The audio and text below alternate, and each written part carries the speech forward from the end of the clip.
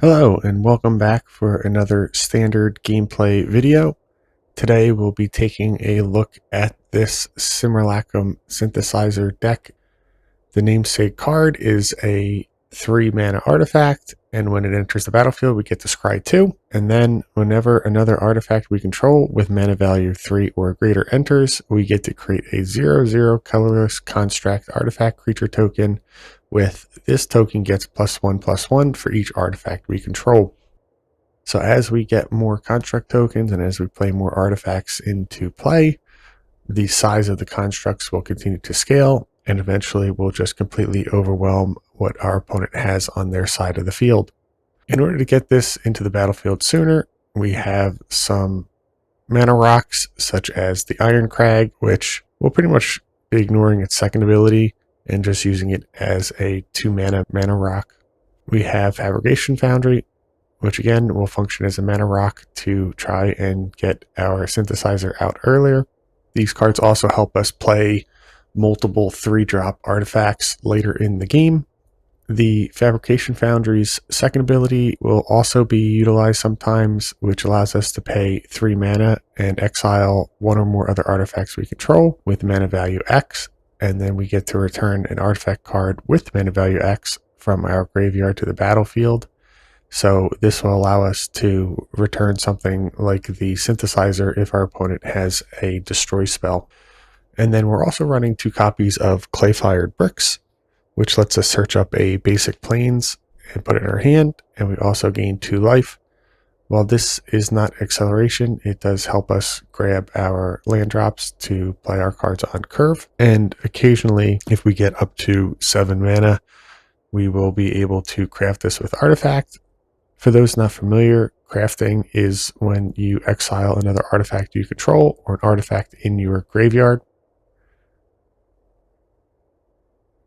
Then you exile the Clay-Fired Bricks and return it transformed under our control. And when it transforms, it will become the Cosmium Kiln, which when it enters creates 2 1/1 colorless gnome artifact creature tokens, and it also gives our creatures +1/+1. Then for our 3 mana artifacts that will be triggering the Simulacrum Synthesizer, we have 4 copies of Perilous Snare as a removal spell. When it comes into play, we can exile any non-land permanent an opponent controls until this artifact leaves the battlefield.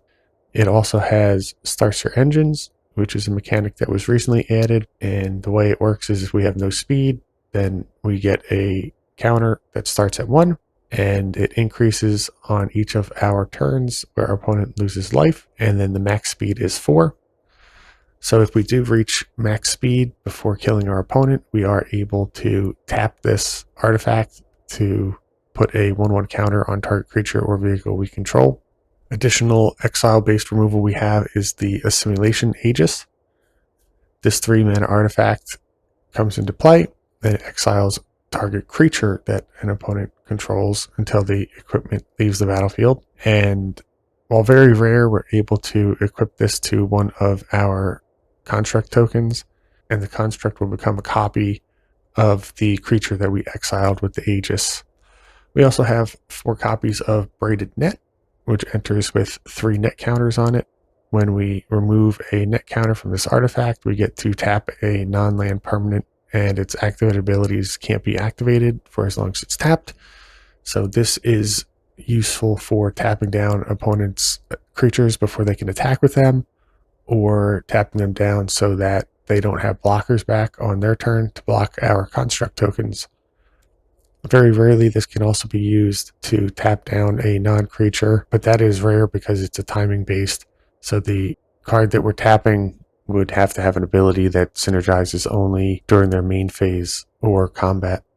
The Braided Net also has Craft with Artifact, which will turn it into Braided Quipu, and then this artifact allows us to, for 4 mana, draw a card for each artifact we control, and then we get to shuffle the Braided Net back into our library third from the top.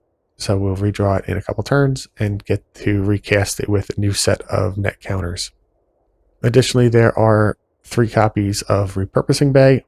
This is one of the ways that we can tutor up the synthesizer from our deck.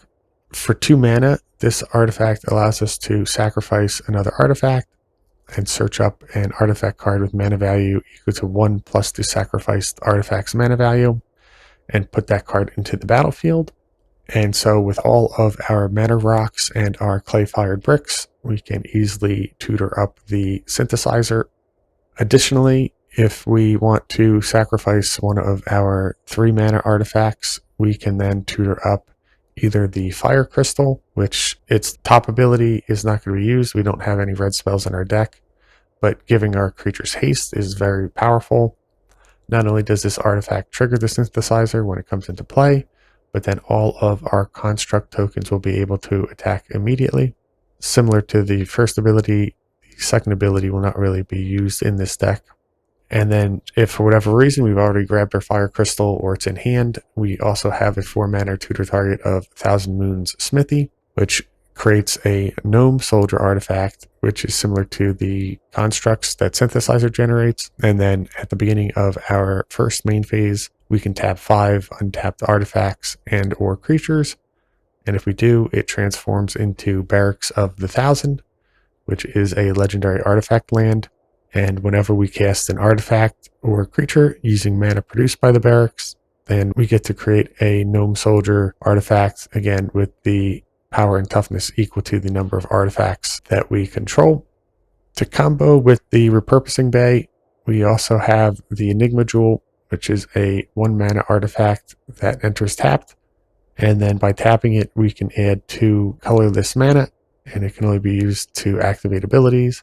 So this 2 mana can be used to activate the repurposing bay. It can also be used for the craft abilities that our artifacts have. And the jewel itself, we don't really plan to be crafting during any of our games. To round off the cards in our deck, we have a single copy of Soul Guide Lantern as our graveyard hate. Against non-graveyard strategies, we're able to cycle this card for a replacement. We are also able to tutor up the Soul Guide Lantern by sacrificing one of our construct tokens, which have mana value 0. And then as a high-end curve topper, we have 4 United Battlefront, which is a 4 mana sorcery.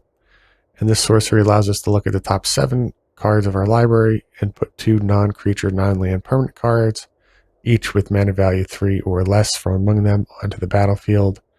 And then the rest get put on the bottom of our library.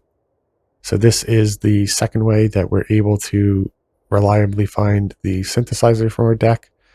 And if we already have a synthesizer in play, this is a great way to play out multiple 3-drop artifacts on the same turn. This is also the reason that we're not really playing many other instants or sorceries or creatures, because we do want to have a high hit count for the battlefront. For the mana base, we are playing 7 planes because our clay-fired bricks want to be able to tutor these up. We have 6 islands, and then the rest of our lands are dual lands with 4 Flood Farm Verge, 1 Multiversal Passage to fix our mana if we're missing one of the 2 colors, and 4 Starting Town. This deck looks like it should be able to deal very well with opposing creature decks. It might have a little bit of trouble interacting with the mill deck that's currently floating around the format, as we don't have any way to interact with their sorceries when they cast them. So for that matchup, we are going to be trying to kill them before they're able to assemble their combo. Their deck is a bit slower and does rely on removing a lot of our creatures, so the Fire Crystal could also be very helpful in that matchup. Against most creature decks, I do feel that this deck should be able to compete, as it goes wide and tall at the same time, creating a huge board of very powerful creatures. Before we jump into the gameplay, I'd like to ask you to please like and subscribe the video. It really helps the channel. And without further ado, let's jump into the games. This hand has a repurposing bay to go find our synthesizer. We'll keep it.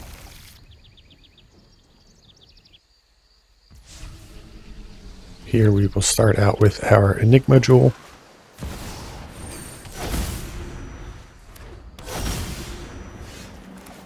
Then we'll play out a mana rock.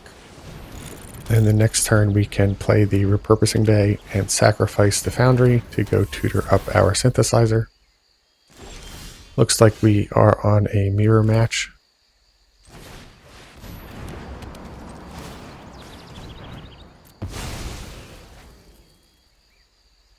Synthesizer, we will be looking for at least one land.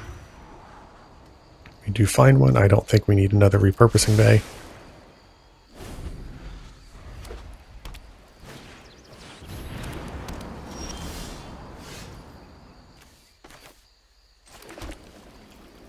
If we play out the assimilation aegis, we would be able to tutor up our crystal, but I think we actually want to play out our fabrication foundry.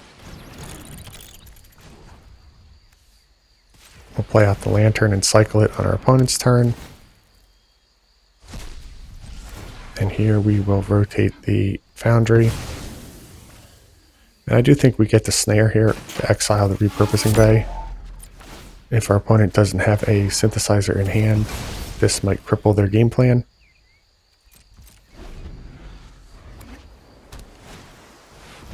They have a battlefront of their own.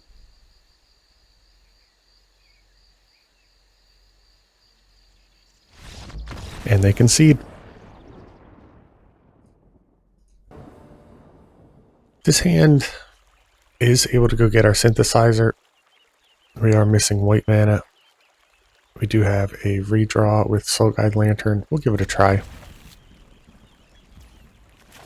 Start off with our Soul Guide Lantern.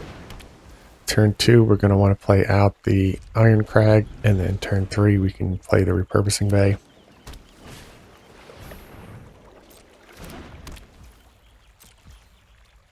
Authority is annoying, but it's not the end of the world.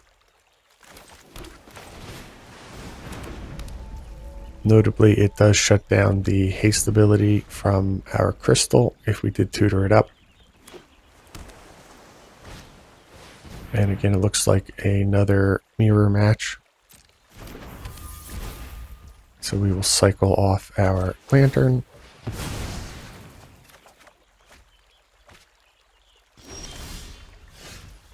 And then we will drop out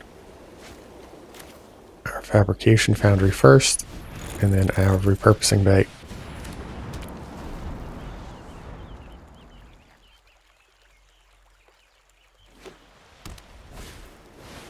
Our opponent has a repurposing bay of their own. And I do think we take the turn off to remove their repurposing bay before we proceed.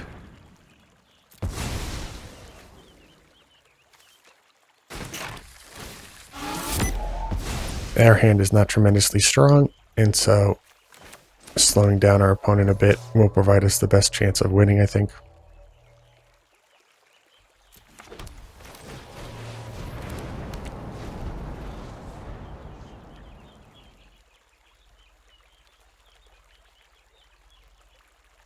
See what they follow up with. They have a second repurposing bay and another authority.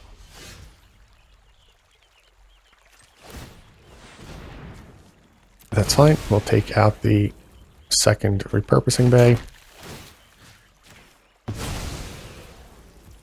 And then here, I think we will actually sacrifice one of our repurposing bays and go grab up the Thousand Moon Smithy. Start putting pressure on our opponent.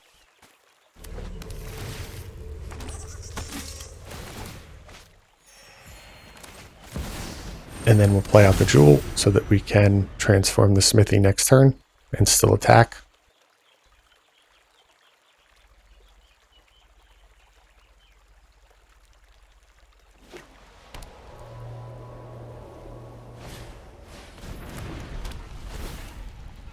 Clay-fired bricks will tutor up a plains.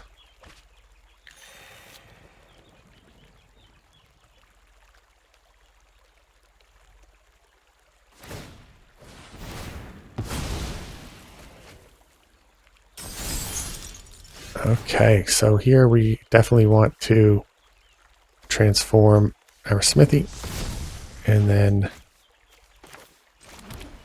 We won't play out the braided net yet. That is one way that we're able to generate another gnome token without having the synthesizer.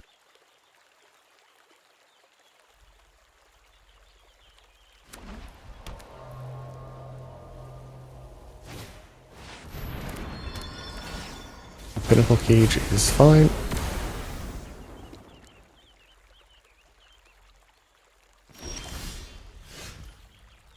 So if we take the cage, they get their bricks back, and we would just get back our jewel. That's not a good trade.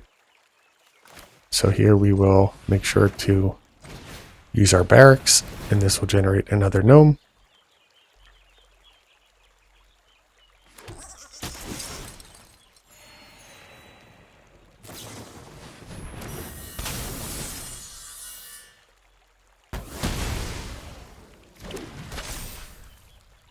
And then here we could craft with an artifact. We do have one on our graveyard, so I think we'll do it. And we will pick the Soul Guide Lantern. If they don't take this out, we'll be able to draw a few cards next turn.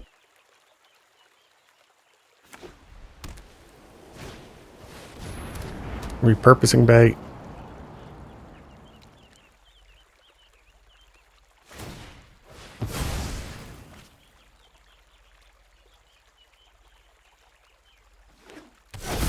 They grab the synthesizer.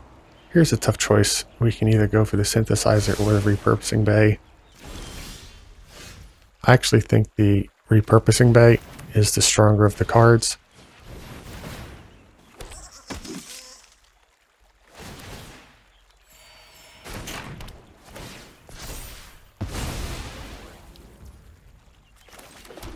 And then here we can draw a bunch of cards.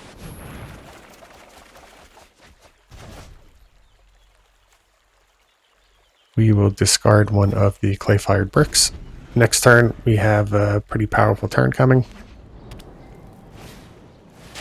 Our opponent kept a snare. Let's see what they grab. Probably one of our snares.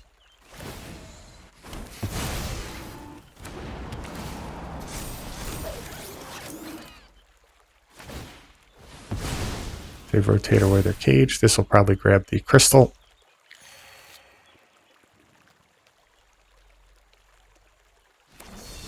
It does. That's going to be lethal.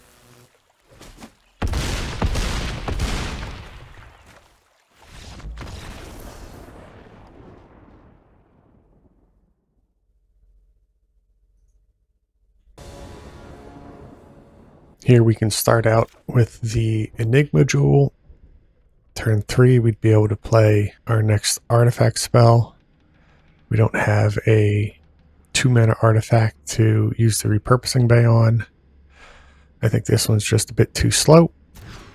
This one is not much better. We'll give this a try. And then on 5 cards, we can either keep the Enigma Jewel, the repurposing bay, and the Iron Crag, or we can keep the Iron Crag and the United Battlefront and hope to draw into another land. I think that's probably the safer route. And then we can also use the Assimilation Aegis as removal on turn 3 if needed.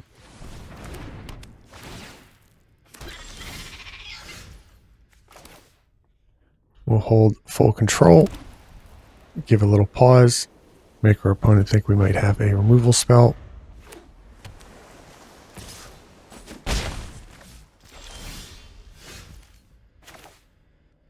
Here we will start with the Iron Crag. The Fabrication Foundry can only be used for artifacts, so it would not help us cast the United Battlefront next turn.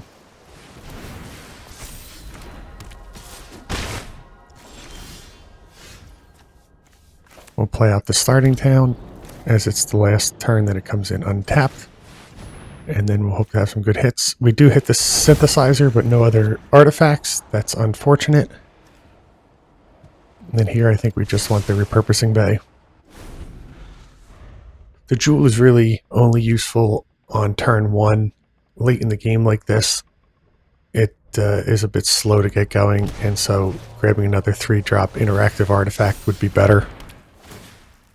We'll be able to activate the repurposing bay even without it.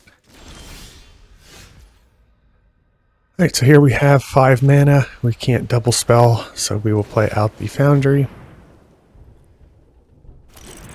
And then I think in order to try and stem some of the bleeding, we will play out the Assimilation Aegis first. And then next turn we can play Repurposing Bay into activation.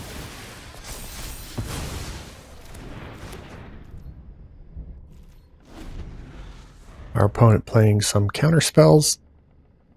Not the end of the world. Next turn our Repurposing Bay will be played around another Quench.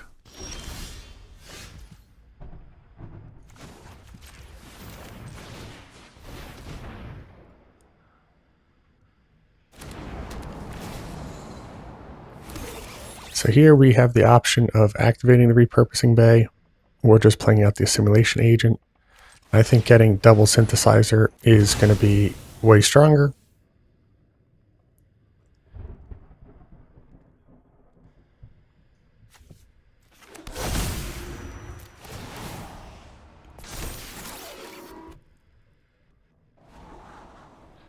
We don't want either of these.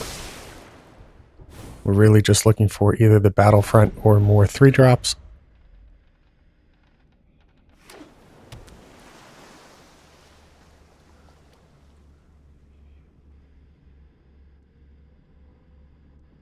If our opponent fails to answer our tokens soon, they will just completely outscale what our opponent's doing. Battlefront off the top, that's great. We can't play around Counterspell though, and our opponent has been holding up interaction, so I think we just play the Assimilation Aegis.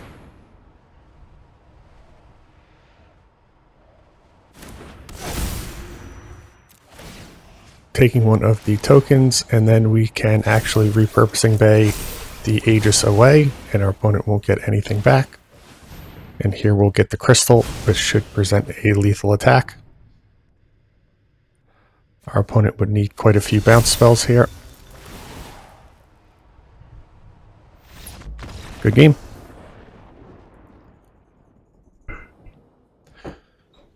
This hand is good.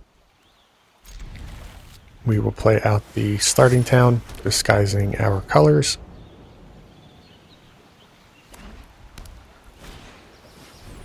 Life gain deck from our opponent. We should be able to overwhelm this deck. I feel it's a good matchup for us.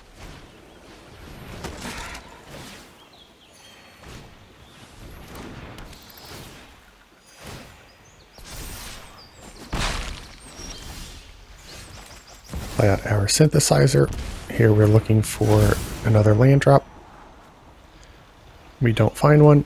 And with the Aegis already in hand, I think we can send both of these to the bottom.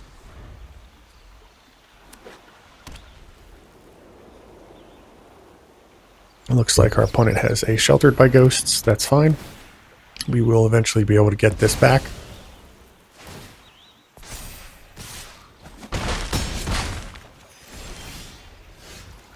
Unfortunately, we missed the land again. That's better. If our opponent has another Sheltered by Ghosts, they will likely win this game now. So far we dodge.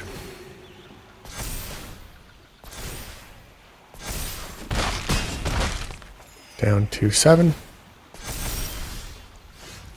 So let's hope for some good hits. Those are good. Then here we will take the Essence Channeler. No need to play around. If it gets flying, then it will be able to finish us off in the air.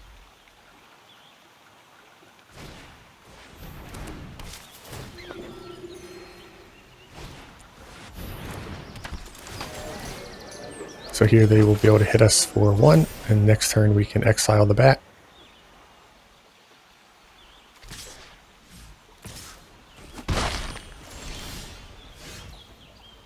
Braided Net is also an option.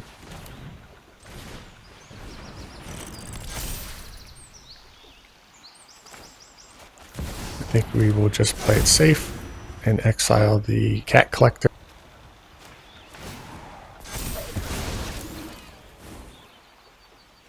No need to attack.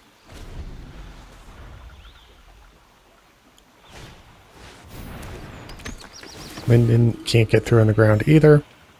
We also have the repurposing bay that we can use if needed.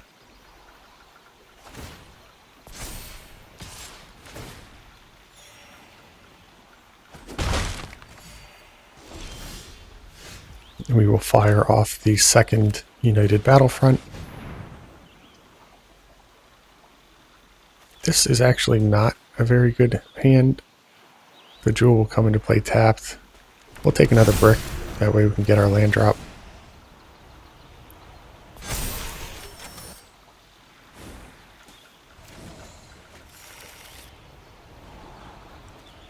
And then we do not want either of these.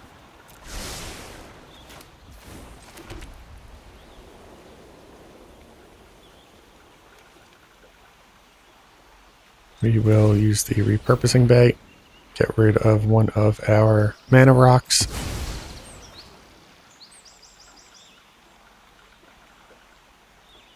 Here we will grab an Aegis, take out their flyer.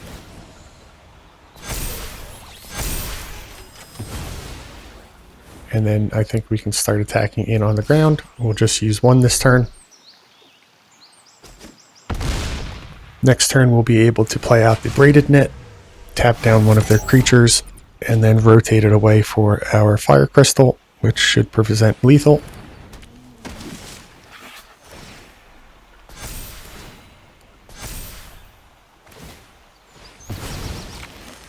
All this life gain means nothing. Our opponent will be dead on the crackback.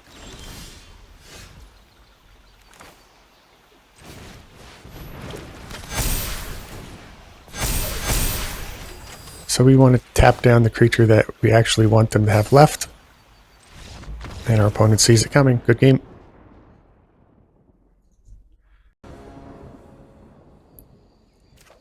This hand is good. Clay-fired bricks can find our third land drop, allowing us to play Synthesizer on turn 3. We also have interaction for our opponent's creatures or non-creature spells. We'll start off with a tapped Enigma Jewel. Our opponent appears to be on a mill deck, so we won't have very much interaction. Our main goal will be beating down our opponent before they can combo off. They will have a good amount of removal in their deck.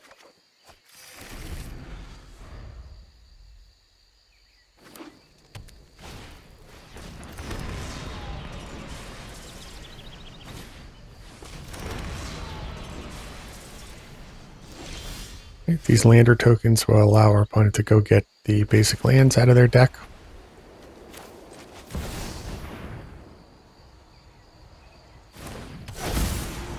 No counter spell, pass the first check. And then here, we're only going to get one of these two cards. I think the land is more important.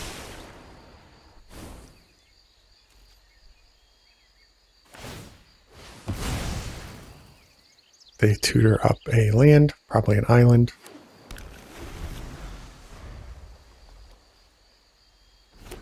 Our opponent is getting close to being able to fire off their board wipe that mills us. We've not put any pressure on them yet. The second synthesizer is good. And then we'll take the braided net to generate a couple tokens.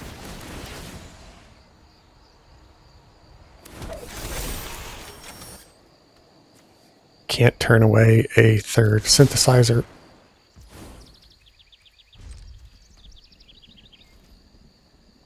We really want to find our repurposing bay because that would allow us to get the fire crystal, and haste is a good way to avoid the board wipes as we're still able to get in for damage. I fully expect a board wipe here. Just which one will they use?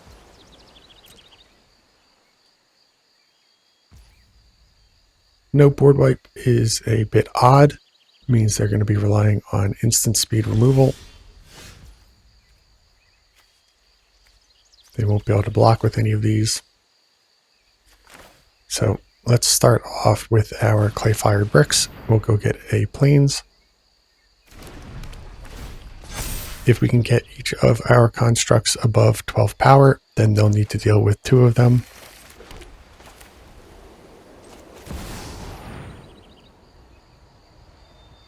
This should add enough artifacts to the board, depending on how many removal spells they have in hand.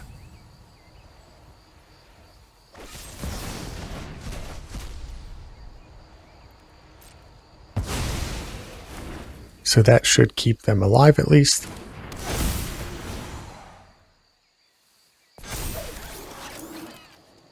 Repurposing bay is exactly what we're looking for. So we'll hit our opponent for 18.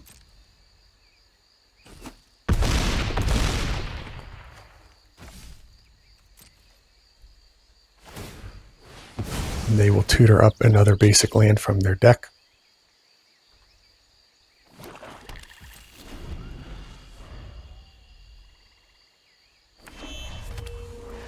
Be unfortunate if our opponent does mill us here, because we would lose the repurposing bay. But we still have quite a bit of pressure coming just with the cards in our hand. Opponent thinking a lot. That will not save them. It's going to generate quite a bit of tokens here.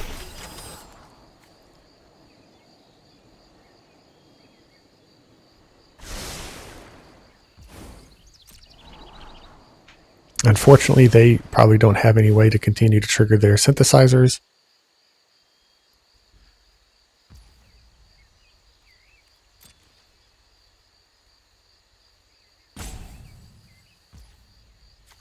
End of turn, we will tap down one of their constructs. Next turn, we can tap down a second one before rotating away the braided net.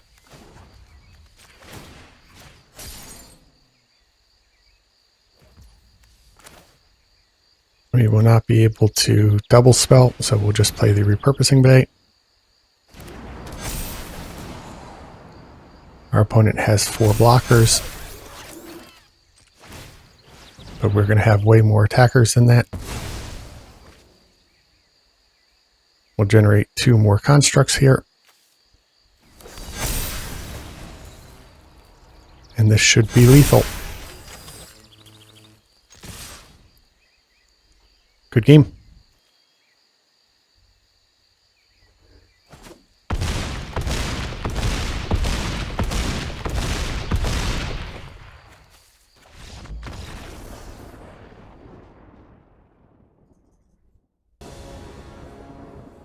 This hand is terrible. We will take a mulligan. We don't want the fire crystal in hand. No ramp to get up the battlefront. No way to tutor. No early interaction.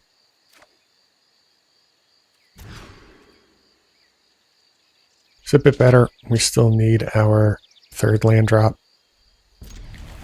We'll put back the Aegis as the snare is more versatile. Here we will start off with a Soul Guide Lantern, which we can cycle on turn 2 if we don't draw into a 2-drop. It looks like our opponent was on a graveyard deck, so that will be the victory. This hand has 3 lands and our synthesizer, as well as the repurposing bay. It looks pretty good. We'll keep. Need to play out the island yet. We'll play out the starting town, so our opponent doesn't know what colors we're playing. There is a Prowess Otter from our opponent. Here we will go get our 3rd land. The plains. Next turn we can play the synthesizer. Alternatively, we can also double ramp, playing out the fabrication foundries, and then if we have another land in hand, the next turn we can double spell, which will be a little bit more resilient to removal, but it would not be playing around counter magic as our opponent is now tapped out. Based on that, I think we do get the synthesizer down now. And we'll definitely take another synthesizer. Notably, our opponent can still bounce the synthesizer when we cast the next one. They don't even wait, they bounce it immediately.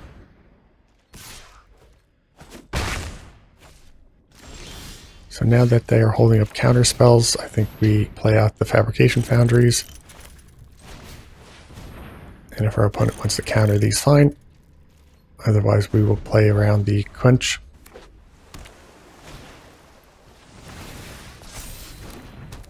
Fairly obvious that that is what our opponent was holding up there.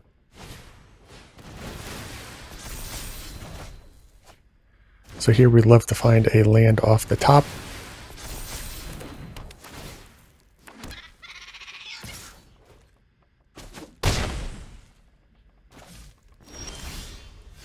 We do not find one. So we'll use both of our foundries to play out the synthesizer. Still digging for that land. Spell Pierce will not work. This is what we played around. That land is not actually what we're looking for. Does our opponent have another bounce spell?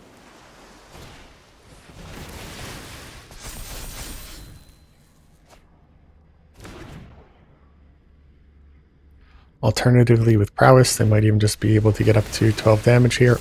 One more spell will do it.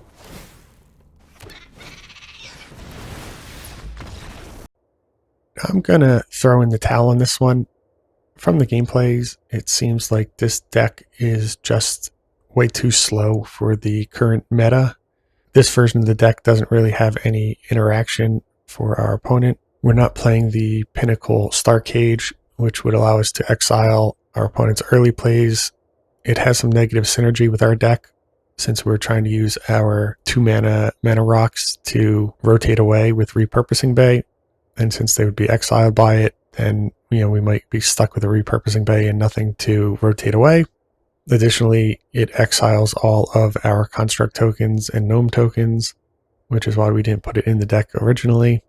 Dropping some of the 3-mana artifacts for instant and sorcery speed removal also is counterintuitive to the synergy of this deck, because United Battlefront wants a high number of targets to hit. So overall, while it's a strong strategy, once it gets going, I don't think it is very competitive at the moment. We saw quite a few games where we were stuck with half of an A-B combo in hand, usually the Enigma Jewel, which is pretty much a dead card on its own. And very frequently, we drew the Fire Crystal, which is the one card in the deck that we don't want to draw. Was a little disappointed with this deck. I know I've had success with the synthesizer in other formats, and it is a powerful engine once it gets online. We played against a couple of mirror matches that were playing a slightly different version.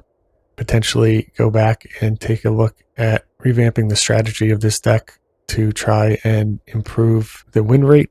Potentially you could take out the Thousand Moon Smithy and put in a second Fire Crystal, and you could also cut back on the Repurposing Bay package and try and find more early game interaction. The Enigma Jewel is also a card that you might be able to shave and just activate the Repurposing Bay for 2 mana instead of 0. That would free up some slots for potential 1 or 2 drops that you can play out before you get to Synthesizer. Ultimately, I was disappointed with how this deck functioned. As always, thank you for watching. Please like and subscribe for more content.